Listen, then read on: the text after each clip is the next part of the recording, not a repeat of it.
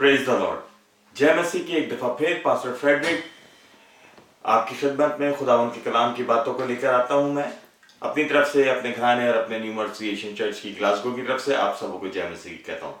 अजीज बहन भाइयों, पिछली वीडियो की रिकॉर्डिंग पार्ट 1 में हमने सीखने की कोशिश की थी मैजिक इन क्रिश्चियन लाइफ, जादूगरी मसीह जिंदगियों में या घरानों के अंदर।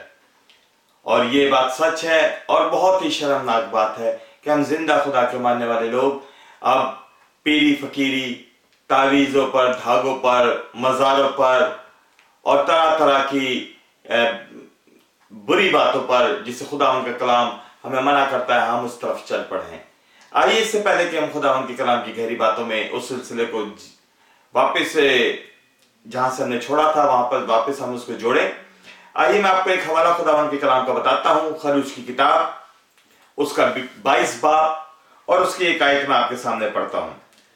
खरूज की किताब, book of Exodus, chapter 22 verse 18। यहां पर लिखा है, तू जादूगरनी को जीने ना देना। यानी कोई भी जादूगर, कोई भी जादू करता हो, खुदा का कलाम पुराने अहदनामे में ये था हुक्म, उनको जीने नहीं देना, मतलब उनको मार देना, स्टोन टू बी डेथ।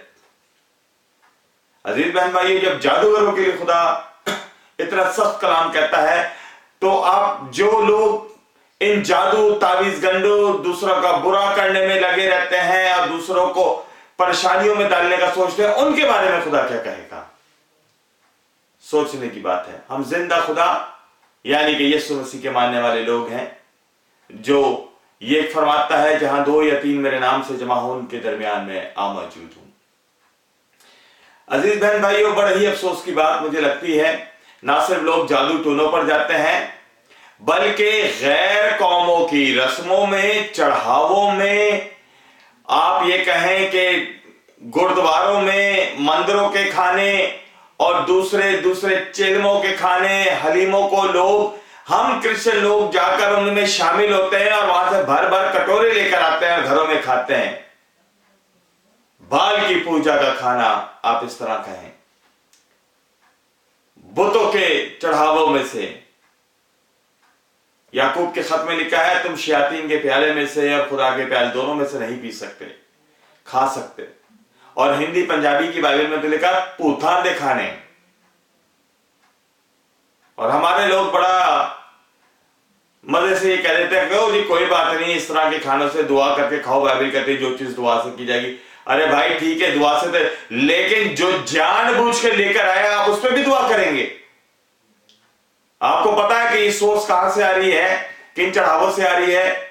अच्छा जी, यहां पर कुछ फैमिलियां मिली, वो कहते हैं जी फलां जगह माता का चढ़ावा है, दुपट्टे चढ़ा रहे हैं, और वहां से दुपट्टे जो लोग चढ़ाते हैं और अपने बच्चों के लिए वो दुपट्टे ले आते हैं। आप इनवाइट करते हैं डीमंस को अपने ऊपर आने के लिए। हम दरवाजे खोलते हैं अबलीस के लिए और बुरे कामों के लिए, अपने ऊपर, अपने घरानों पर, अपनी नस्लों पर, अपने बच्चों पर। फिर हम कहेंगे ले जी हमारे साथ बुरा क्यों हो रहा है? इसलिए बुरा हो रहा है कि हम जिंदा खुदा की आवाज को नहीं सुन रहे, जिंदा खुदा के कलाम को नहीं पढ़ते हैं, और इसलिए हम इस तरह के कामों में शरीक हो जाते हैं। अजीज बहन भाइयों, यशुआ की किताब, जो पिछले पार्ट 1 में जो हमारा जहां पे सिलसिला खत्म हुआ था, मैं वहीं से सिलसिला जोड़ने की कोशिश करता हूं। यशुआ की किताब, उसका 6वां बाब आपके साथ पे शेयर करता हूं। 7वां बाब, 7वें बाब की पहली आयत से इस तरह लिखा है, अकन बिन कर्मी बिन जबदी बिन जारा ने, जो यहूदा के कबीले का था, उन मखसूस की हुई चीजों से सब कुछ ले लिया जो खुदावंद का कहर बनी इस्राएल पर भड़का।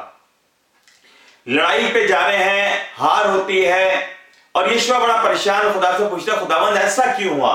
तो खुदा ने कहा कि फलां शख्स जिसका नाम अकन बिन करी है, जिन चीजों को मैंने मना किया था, मैंने कहा था दुश्मनों की कोई भी चीज साथ ना ले लेना, उनके सब चीजों को मार देना, लोगों को मार देना, बच्चों को मार देना, बैल बकरी भेड़ सबों को मार देना, जो सामान हो सब जला देना। ये खुदावंद का पैगाम था। अब क्या करता है? खुदा ने जो हुक्म दिया उसके बरखिलाफ सब चीजों को जला दिया। जो अच्छे अच्छे जानवर थे उनको ले आया, और एक कपड़ा, सोना और कपड़े जिनको पर जादू की कढ़ाइयां की भी गई थी, जादूगरी के मंत्र किए हुए गए थे, वो चुपके से लेकर आ गए। जब खुदा ने यीशुआ पर इस बात को जाहिर किया तो यीशुआ ने कहा, ये तूने क्या किया। अजीज बहन भाइयों, हमें बड़ा खबरदार रहना है कि बहुत सारे लोग जब आपको कपड़े देते हैं या लेते हैं या पहनावा, आप दुआ करें, क्योंकि बहुत सारे लोग कपड़ों पर जादू करके भी लोगों को दे देते हैं। जब वो पहनते हैं तो वो जादू, वो जिस काम के लिए उनके लिए किया होता है, वो उनके जिस्म पर आकर ठहरता है और परेशानियों का सबब ठहरता है। मैं आपको ये आयत में पढ़ दूं ताकि आप अपने घर में बाइबल को आराम से पढ़िएगा। यीशुआ की किताब 7 बाब और उसके 19 आयत से मैं पढ़ता हूं। तब यीशुआ ने अकन से कहा, ऐ मेरे फरजान, मैं तेरी मिन्नत करता हूं कि खुदावंद इस्राएल के खुदा की तमजीद कर और उसके आगे इकरार कर।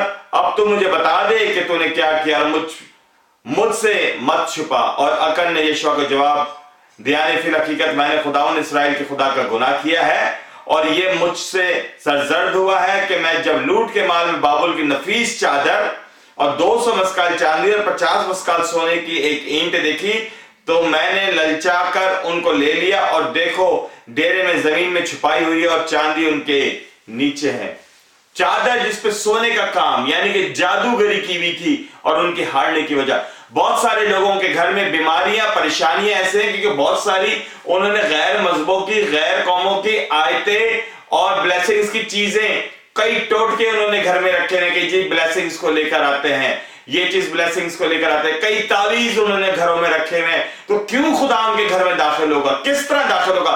जब तक ये चीजें हम घर से बाहर नहीं निकाल देंगे। हमें निकालना है घर से, हमें निकालना है अपनी जिंदगी से, तब जो है सिचुएशन जो है हमारी जिंदगी में बहाल होगी। अजीज बहन भाइयों, नए अहदनामे में रसूलों के अमाल की किताब के 19वें बाब को जब आप देखते हैं, 19 आयत से 20 आयत से आगे लिखा है, जब उस शहर ने खुदावंद यीशु मसीह को कबूल किया तो बहुत से जादूगर भी खुदावंद यीशु मसीह को कबूल करते हैं और अपनी अपनी जादूगरी की किताबें भी लेकर आते हैं। बाइबल में लिखा 19वें बाब में कि उस वक्त, उस जमाने में उनकी कीमत 50,000 थी। उस जमाने में रसूलों के, तो आज के जमाने में लाखों करोड़ों में होंगी। हम अपने घरों में दुनियावी फिल्में रखेंगे, डीवीडियां रखेंगे, दुनियावी गंदे मैगजीन रखेंगे, तो क्या खुदा हमारे घर में आना शुरू होगा? बॉलीवुड के और हॉलीवुड के एक्टरों की तस्वीरें हमने घरों में लगाएंगी कि खुदा हमारे घर में उतरकर काम करेगा, हमें ब्लेस करेगा, जिब्राइल को भेजेगा हमें कलाम के लिए, हमें ब्लेसिंग्स के लिए अपने मैसेंजर को भेजेगा? कभी नहीं भेजेगा। लाजिम है कि इन सारी लानतों से, इन सारी हरकतों से बाज आए और खुदावंद यीशु मसीह को देखें। खुदावंद यीशु मसीह को जब हम देखेंगे तो हम ब्लेस होंगे। अजीज बहन भाइयों, अगर आप आजाद होना चाहते हैं, बाप दादा के गुनाहों का इकरार करें। आपके बाप दादा वाल्मीकि हो सकते हैं, उनके गुनाह, उनकी लानतें नस्ल दर नस्ल ट्रांसफर होती हैं। आइए, जब तक हम उनका इकरार नहीं करते, अपनी जिंदगी में अगर कोई गुनाह है तो इकरार करें। मैं आपको दावत देता हूं और इस पार्ट को हम पार्ट 3 में और ज्यादा मजीद खुदावंद के कलाम में, नए ड्रामे में देखेंगे कि खुदा क्या हमें सिखाना चाहता है।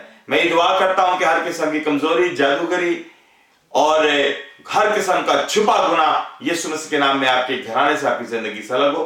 खुदावंद आपको ब्लेस करना चाहता है। जय मसीह।